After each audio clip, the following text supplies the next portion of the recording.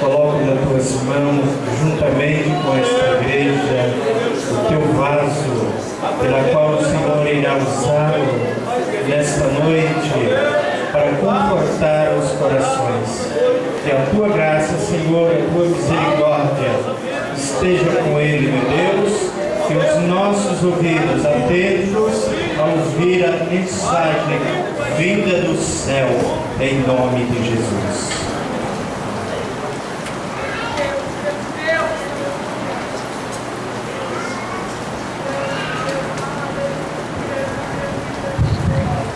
Meus queridos irmãos, os irmãos podem se assentar, por favor. Nós vamos fazer uso do texto que foi lido no início do culto com Messias. Você tem um retorno, por favor.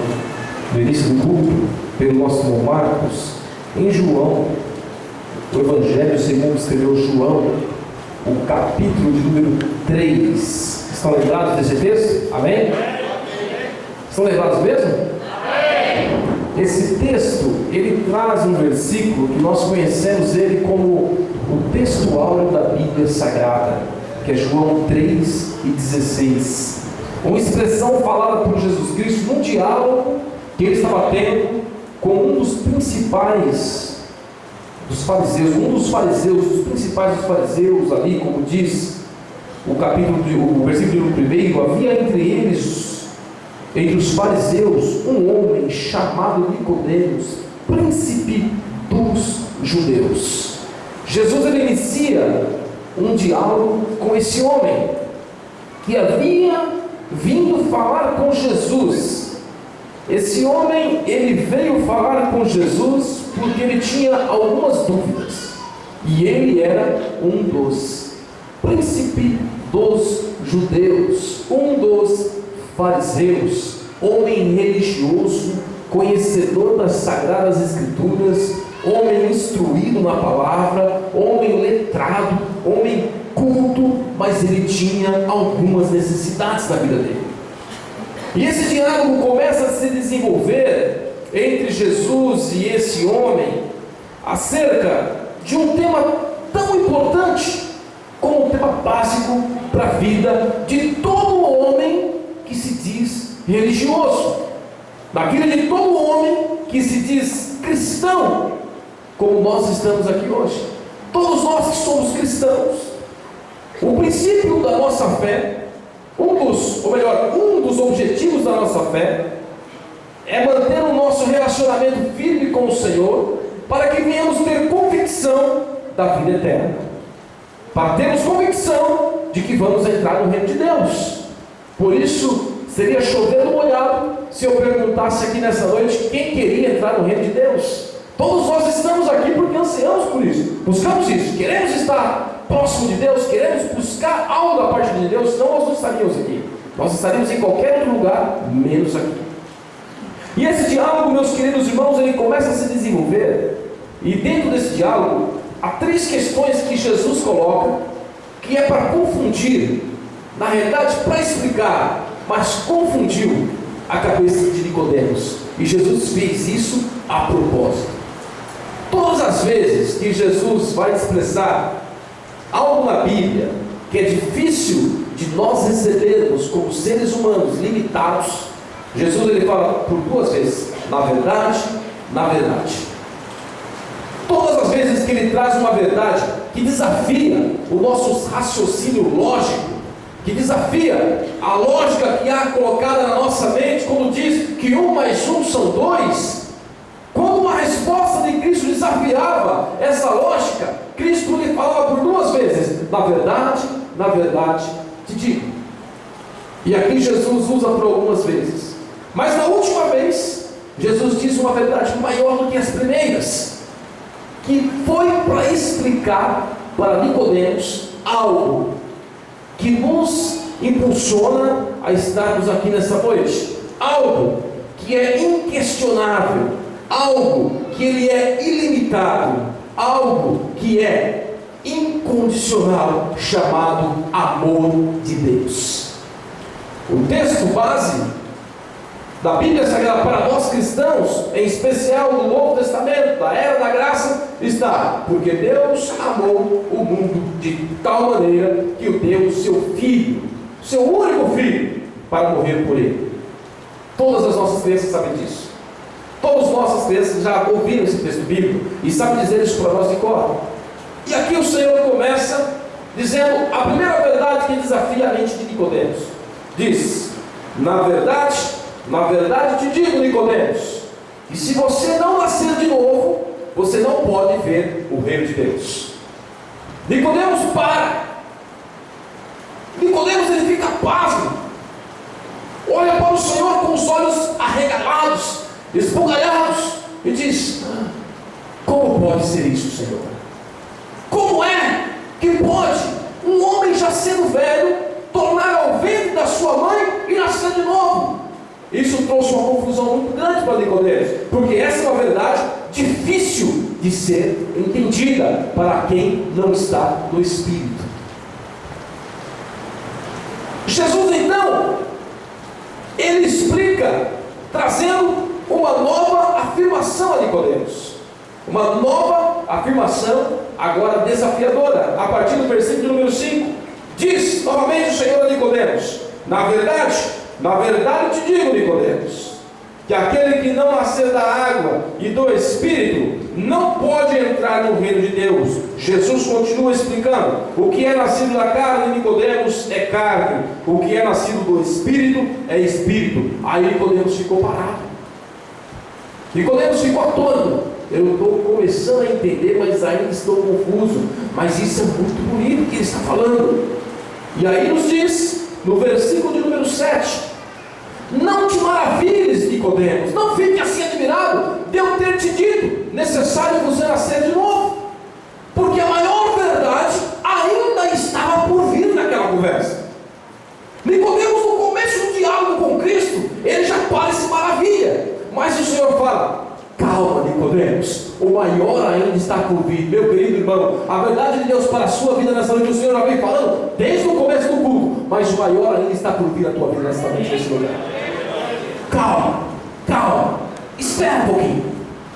Então o Senhor começa a explicar, falando: Nicodemos, não se maravilhes, Nicodemos, o vento sopra para onde quer que vá, e aqueles que são nascidos do Espírito, Nicodemos, eles não sabem para onde ir. Aí Nicodemos, ele parafusa de novo.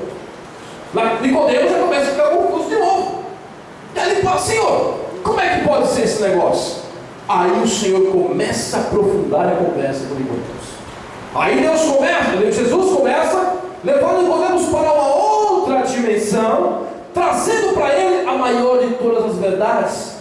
Diz para Nicodemos o seguinte: Nicodemos, se eu falei para você, Nicodemos, de coisas tão simples aqui na terra, e você não conseguiu entender, Nicodemos, você ficou admirado, você ficou espantado, você sendo mestre das leis, não entendeu, Nicodemos? Como é que eu vou falar para você das coisas celestiais? Ninguém sabe das coisas celestiais, Nicodemos, se não estiver lá, se não veio de lá, se não saiu de lá. E Jesus Cristo estava lá, ele tinha propriedade para falar do que ele estava falando. Na realidade, Cristo, ele é a essência do amor de Deus, a prova do amor de Deus para as nossas vidas. Ele tinha autoridade e tem autoridade para falar sobre isso. Amor, aleluia. Então, no versículo de número 14, Jesus começa a revelar um mistério para Nicodemos, que traria para ele um grande desafio.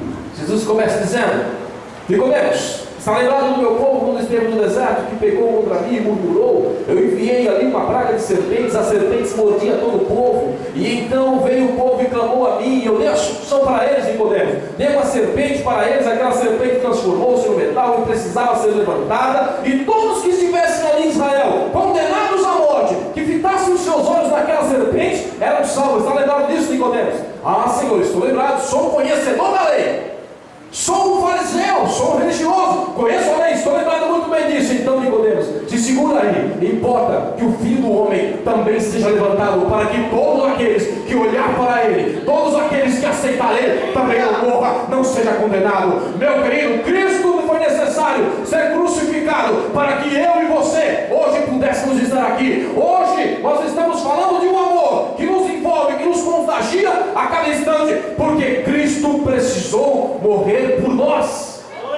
E começa descrevendo ainda, Nicodemos. Tudo isso aconteceu, versículo número 16, porque Deus, Nicodemos, Ele amou esse mundo de uma forma tão grande, de uma forma tão poderosa, Nicodemos, de uma forma tão grandiosa, que Ele provou esse amor. Meus queridos, falar de amor é fácil.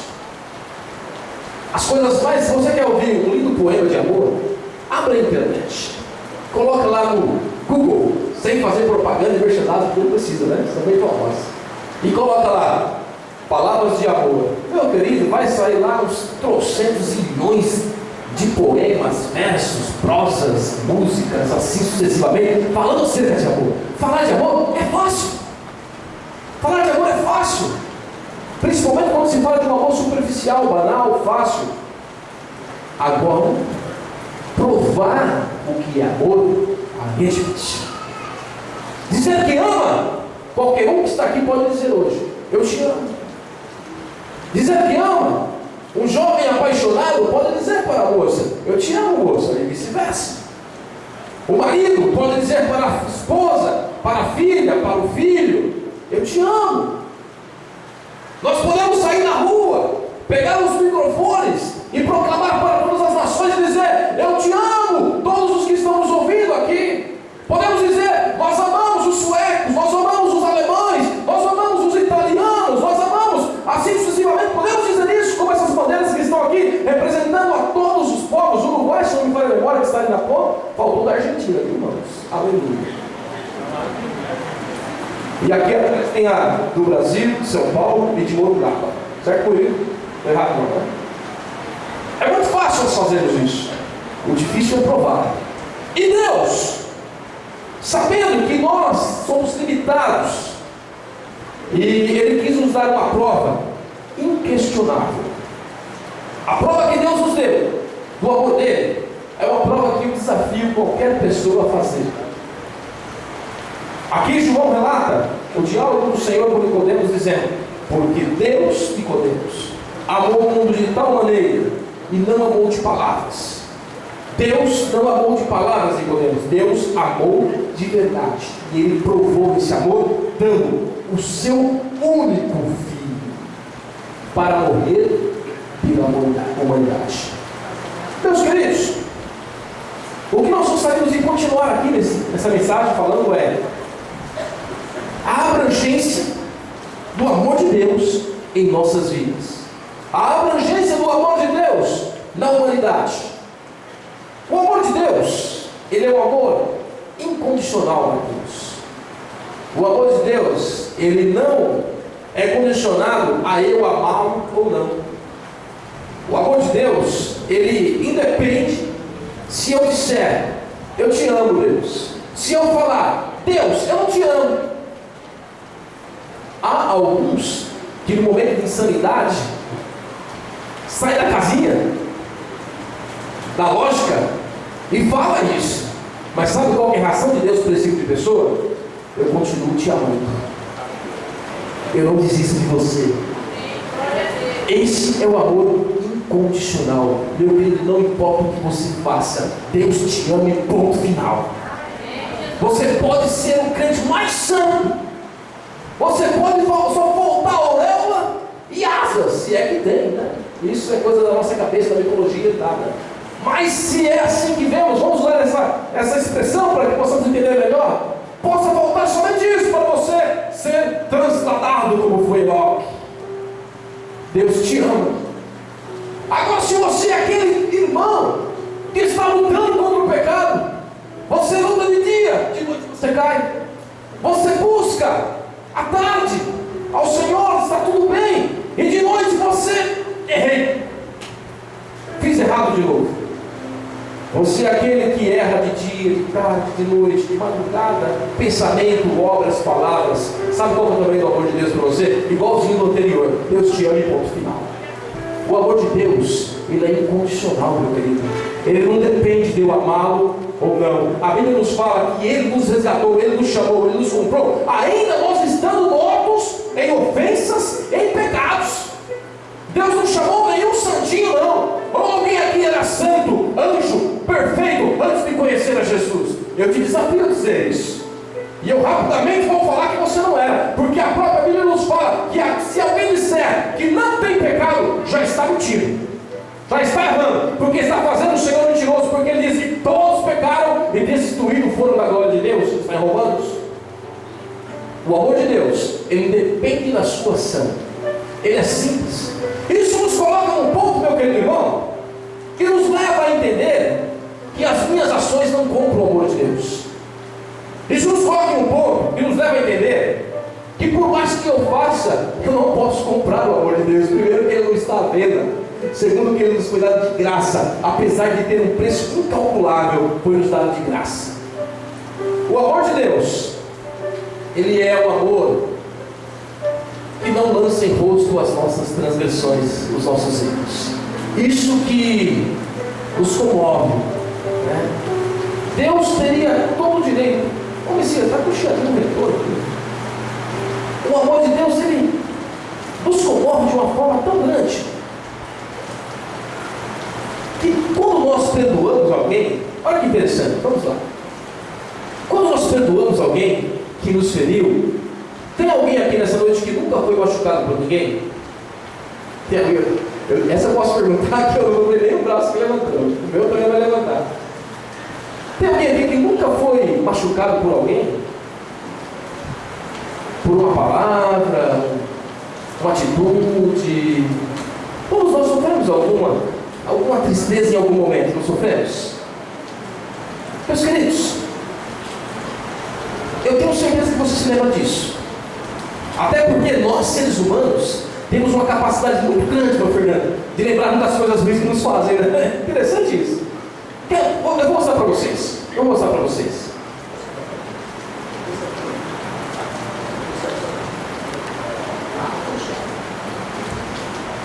Olha, aqui eu tenho certeza que, eu não vou dizer a sua totalidade, mas 99,9% se lembra de uma surra ou de um momento que o seu pai te chamou, sua mãe chamou a sua atenção quando você era mais novo, uma surra, uma chamada de atenção, alguma coisa que te trouxe tristeza. Eu tenho certeza que vocês lembram. Eu lembro. Meu pai era bravo. E eu lembro. Eu lembro de várias surras que eu levei do meu pai. Eu lembro de uma vez que nós fomos, é óbvio que eu mereci, certo? Graças a Deus, obrigado, pai, pela sua. Eu uma vez fui com os meus irmãos, meus pais tinham um lago perto de casa. Meus pais disseram o seguinte: olha, eu vou sair para trabalhar, vocês vão ficar sozinhos em casa, vocês não saiam de casa, principalmente para ir no lago nadar. Principalmente, ele falou, não sai para nada, principalmente para ir no lago. Meu pai virou as costas. Aonde é que nós fomos?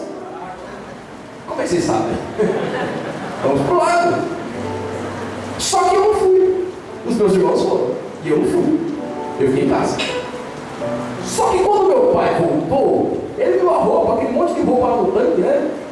O lago é uma água cheia de barro, né? Aquela nossa roupa toda cheia de barro. E aí meu pai, com toda fez a filhinha, né? A filha indiana. Eu era do meio, né? Tem o mais novo, tem eu, tem o mais velho, e depois tem mais 3. Né? Glória a Deus por isso. Nós somos em 6. E aí, passou o primeiro. Aí chegou no segundo, falei, pai, eu não fui. Tá na lista, vem também, me deu aquela surra, e eu não merecia da surra. Eu me lembro disso até hoje. Graças a Deus, não tenho mágoa nenhuma por isso, mas lembro disso. E todos nós lembramos de alguma situação semelhante a essa. Não se lembra? Agora eu te desafio a lembrar da mesma quantidade de beijos que seu pai te deu. Eu te desafio a lembrar das coisas boas que seu pai te fez. Talvez você demore um pouquinho mais para lembrar disso. Porque nós seres humanos somos condicionados a lembrarmos das coisas ruins que nos acontecem e esquecermos das coisas boas. Nós lembramos de uma mágoa do passado, mas não lembramos de um abraço quando nós estávamos precisando dele. Mas Deus, meu querido irmão, Ele tem um amor por nós tão grande que Ele não se lembra das nossas mazelas, espiritualmente falando.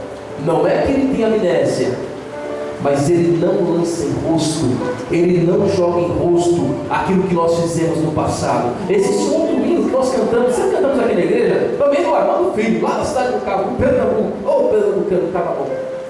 que diz o seguinte: de todas as provas que eu já passei, a mais difícil, Senhor, é ter que ouvir acusações do vil tentador. Lembranças do passado vêm que me querem fazer sofrer, chorar, e até mesmo dizendo para mim que eu não sou ninguém. E ele diz: é certo que provas virão, investidas do vil tentador, mas nenhuma condenação há para aqueles que estão em Cristo Jesus, o nosso Senhor. Aleluia! Aleluia! Jesus, certa feita, reúne, está sentado, traz ali alguns religiosos da época, uma mulher que havia sido apanhada em adultério, um pecado condenado pela lei à morte. Traz aquela mulher e coloca diante do Senhor Jesus e fala: Senhor, ela fez isso. E Jesus sabia que ela tinha feito. E Jesus sabia o que ela tinha feito. Jesus não estava ali de inocente, não. Ele sabia o que ela tinha feito, porque ele também era Deus e tinha onisciência. Aleluia. E então o Senhor Jesus começa a olhar para aquela mulher, sabendo de todos os seus pecados, e ele tinha condição de atirar a primeira pedra. Jesus olha para todos ali, vê que todos eles são errantes, pecadores também, e fala o seguinte: olha, se vocês trouxeram ela para mim condenar e querem apedrejá-la, se vocês não têm nenhum pecado e vocês acham-se santos o suficiente para apedrejá-la, para condená-la, pegue as pedras e comece a atirar nele. Aquele que não tem pecado, atire a primeira pedra, e depois disso atire o restante. Era essa, o sentido da expressão é esse: quem não tem pecado que comece, depois que começou, pode ir quem for, quem quiser.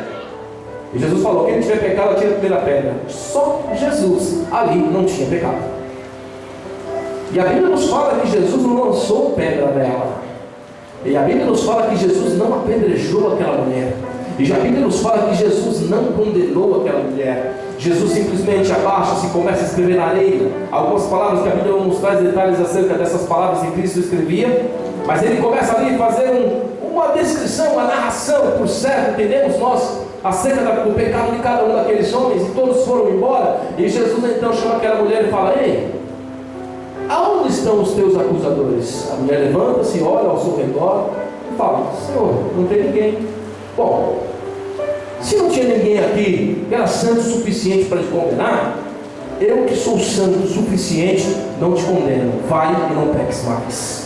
Cristo não leva em consideração os nossos pecados, meus queridos, porque Ele sabe que se nós de fato somos nascidos em Cristo, não significa que deixamos de ser pecadores, não significa que nós não pecamos mais, mas aqueles que estão em Cristo, meus queridos irmãos, e isso é importante dizer agora para que não haja nenhuma confusão, para que alguém possa sair daqui pensando: então eu posso pecar, eu posso fazer o que eu quiser. Paulo nos traz uma palavra acerca disso, dizendo: olha, aonde abundou o pecado, superabundou a graça. E Paulo continua dizendo: o que faremos, pois, agora, irmãos? Pecaremos mais para que a graça superabunde? De forma alguma. Agora nós somos novas criaturas. Aleluia!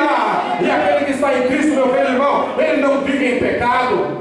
Ele até pode errar, ele até pode falhar, mas ele vai lá para João, quando João nos diz: olha, filhinhos, não pequeis, filhinhos, não errem, filhinhos, não façam besteira, filhinhos, não façam aquilo que eu ensinei vocês. Mas se vocês errarem, por conta da natureza humana que habita em vocês, saibam de uma coisa: à destra de Deus tem um assentado, um advogado que intercede por mim e por você, meu querido irmão, nessa noite. Sabe aquele seu erro, o pecado que você cometeu?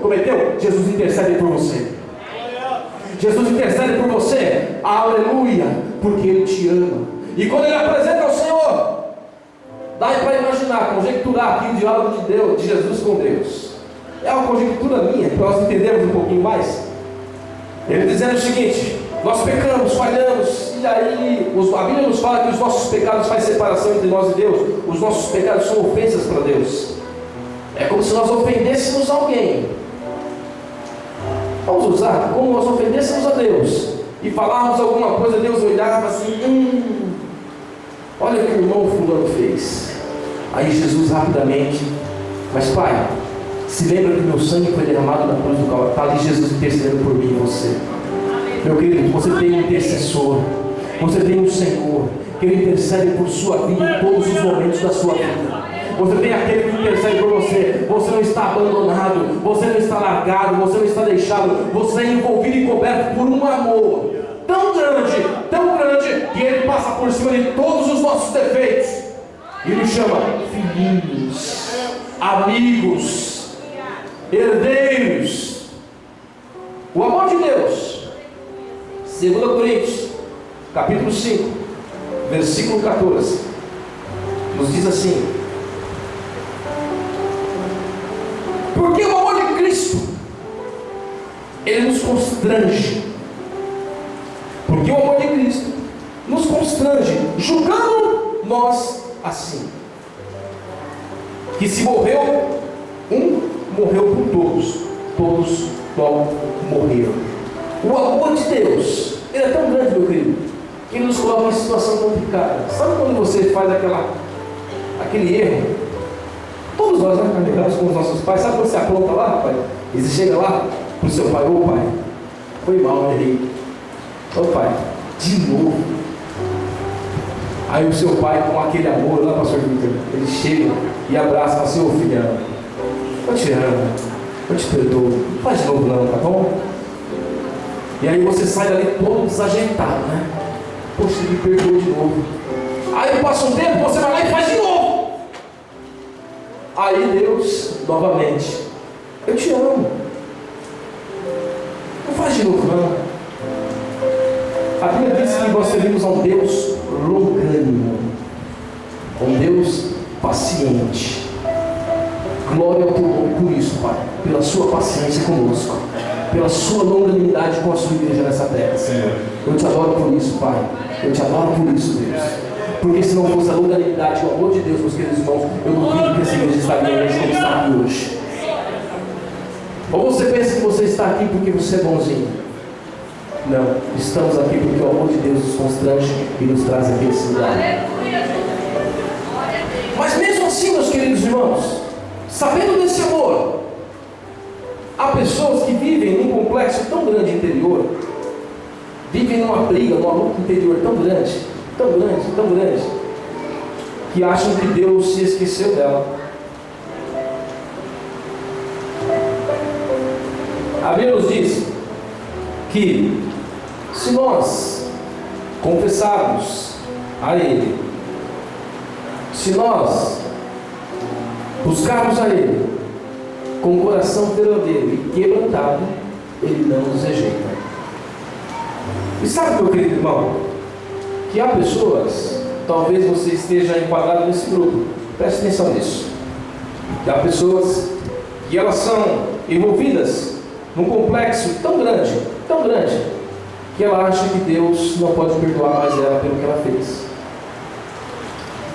Porque o pecado, vamos lá, porque esse ponto eu vou até um pouquinho mais à frente. Porque o pecado, quando ele vem nas nossas vidas, ele vem, se instala, depois de instalado ele cresce, e crescendo ele tira lugares que Deus havia preparado para algumas coisas, para que fossem realizadas nas nossas vidas, para bênçãos de todas as ordens. O pecado, ele traz a morte. O pecado, ele gera a morte. O pecado instala. E quando há essa morte espiritual, nós não conseguimos mais nos relacionar com Deus. Mas, pastor, eu venho no culto todos os dias. Eu não falei em vir no culto, eu falei em se relacionar com Deus. Há pessoas que vêm à igreja, mas não vêm ao culto. Eu estou falando em vir e se relacionar com Deus. Chega no culto, o culto está pesado, o culto está ruim, o culto está devagar, o culto está rápido, o culto está acelerado, o culto é barulhento, o culto é silencioso. Nada tá bom, nada tá bom, nada tá bom. E se esquece que, na realidade, eu estava hoje, cadê o irmão Paulo Rosa? Eu estava hoje, está ali o irmão Paulo Rosa, estava conversando com ele hoje, e com o irmão Ailton. E eu quero contar isso para os irmãos aqui para finalizar. Chegou uma certa pessoa, ela foi no médico, né? E ali no médico, ela falava assim: doutor, eu estou com dor aqui, eu estou com dor aqui, eu estou com dor aqui, eu estou com dor aqui também. E foi descendo aqui.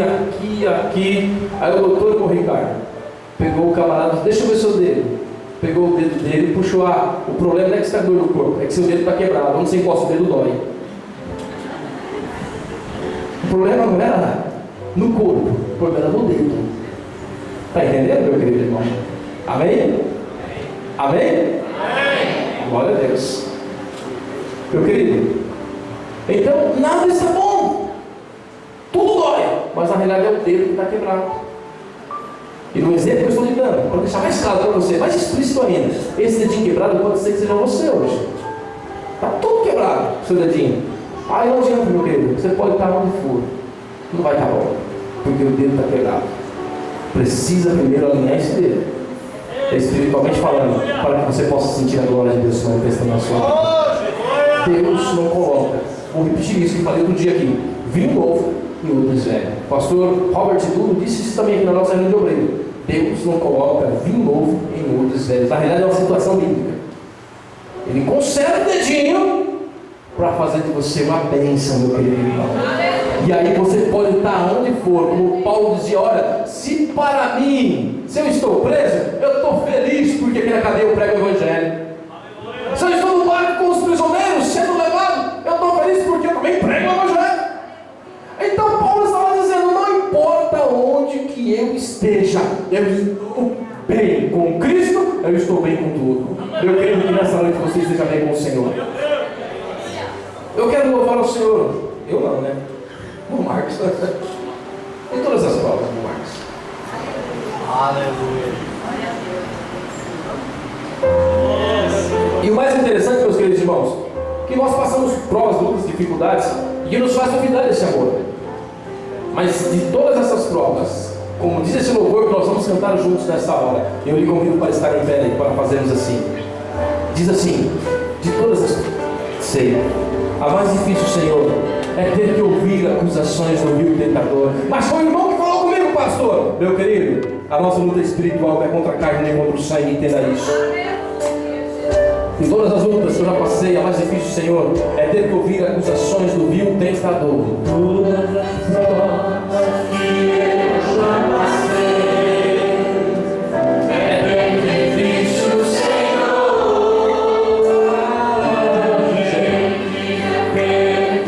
Sabe, meu querido irmão, quando você dobra o seu joelho e você começa a ouvir aquela palavra na sua vida dizendo o seguinte: ah, você não pode orar, você não pode falar, você não pode dizer, o seu pecado é grande. Lembra o que você fez? Meu querido, isso é acusação de Satanás para a sua vida. E eu repreendo ela nesta hora em nome do Senhor Jesus. Ainda nos diz que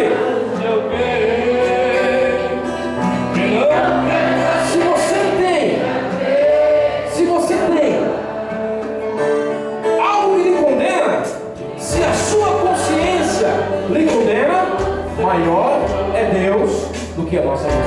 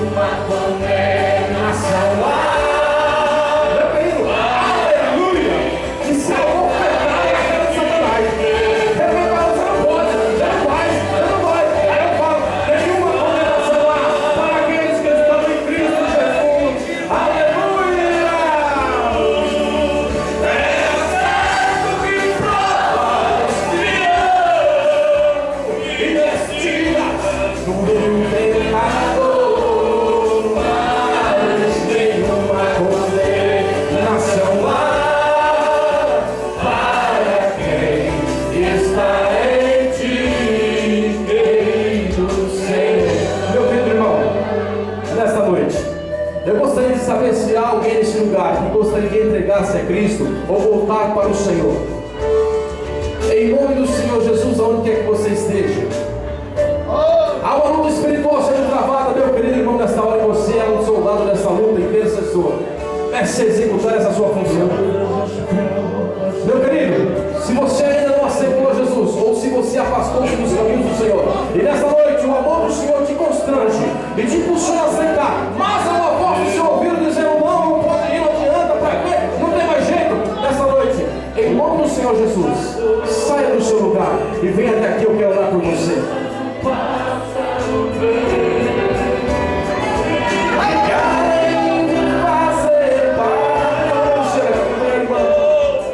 Aleluia.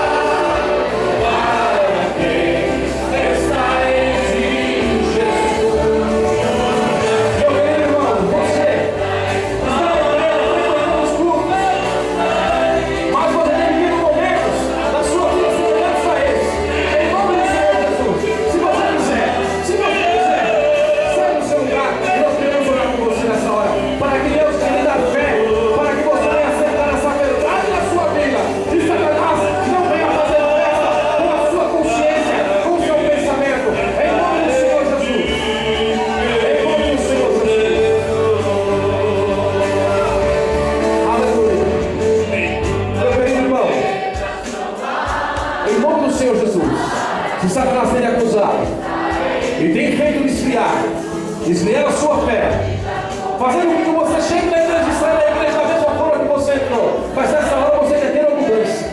Nessa hora você quer vencer isso. As suas forças não são tantas. Mas essa noite nós vamos juntar as nossas forças aqui. Em nome do Senhor Jesus, eu lhe convido, saia do seu lugar e nós queremos orar por você.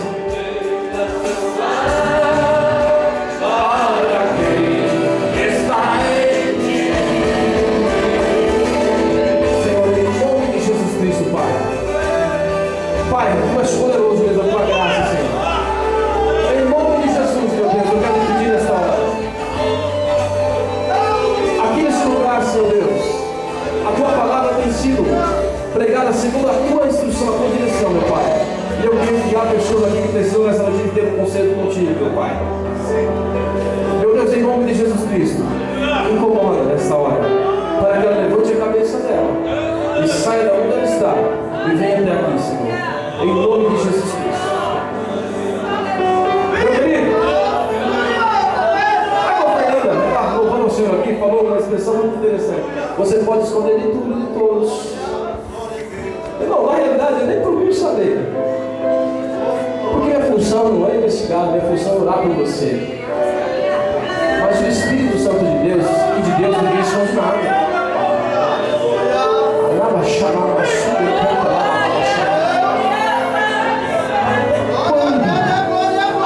Quando você pensa que estará escondendo isso? Até quando?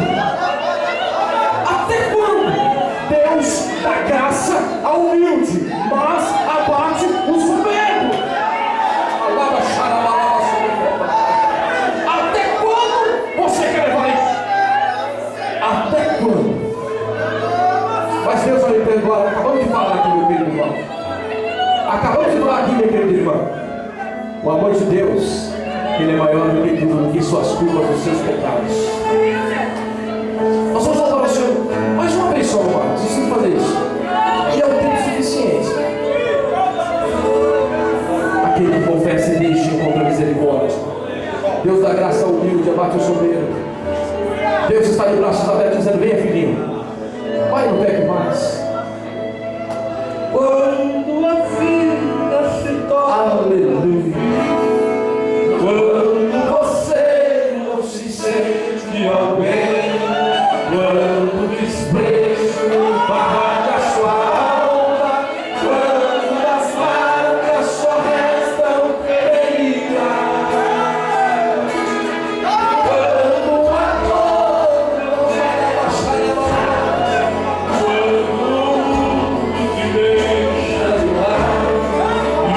coração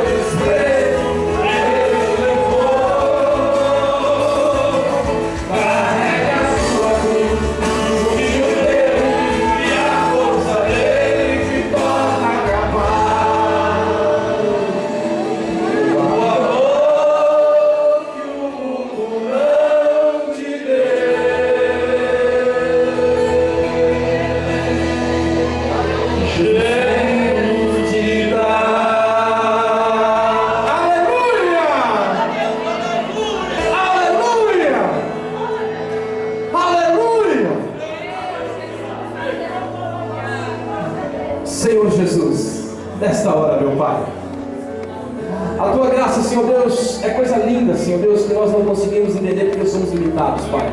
Então nós nos limitamos simplesmente a te adorar por isso e suplicar a tua bênção sobre cada um de nós que estamos aqui, meu Pai. Esses irmãos, Senhor Deus, essas irmãs que estão aqui à frente, Senhor Deus, com um passo de fé, meu Senhor. Nós não conhecemos as suas vidas, mas nessa noite elas se sentiram abraçadas pelo seu amor, meu Pai. E assim mesmo que o seu amor nos faz, Ele nos abraça, Ele nos envolve, Senhor Deus. Meu Pai, em nome do Senhor Jesus, eu repreendo agora, Pai Santo, todo aquilo que Satanás tem colocado para entristecer as tuas servas. Essas irmãs que estão aqui, Senhor Deus, que tomaram essa decisão, esses irmãos que estão aqui, Senhor. Em nome do Senhor Jesus, meu Deus, eu oro a Ti nesta hora. Eu repreendo todo o mal. Eu repreendo toda a acusação. Eu repreendo, Senhor Deus, toda a opressão maligna. Eu repreendo, Senhor Deus, toda a seta de Satanás contra os relacionamentos, casamentos que foram lançados aqui. Em nome do Senhor Jesus, caia por terra. Caia por terra, Senhor. Caia por terra tudo aquilo que foi lançado contra eles. E a outros irmãos, Senhor Deus, nessa noite o Deus revelado aqui através da Tua palavra, em visão espiritual, Senhor, que não ouviram a Tua voz, eu me clamo simplesmente: tenha misericórdia, Senhor. Tenha misericórdia, Deus. Tenha misericórdia, Deus. Tenha misericórdia, Pai. Tenha misericórdia, meu Deus. Tenha misericórdia, meu Pai. Incomode, Deus, para que haja um conserto, para a glória do Teu nome e a edificação do Teu povo. Pai Santo, em nome do Senhor Jesus, nós oramos assim e nós te agradecemos, Pai. Amém, Jesus. Minhas irmãs, por favor, os nossos irmãos querem tomar o nome de vocês, tá certo? E depois eu quero conversar. Você que tem aqui, por favor, os nossos irmãos, a igreja pode se sentar. Eu peço que as nossas irmãs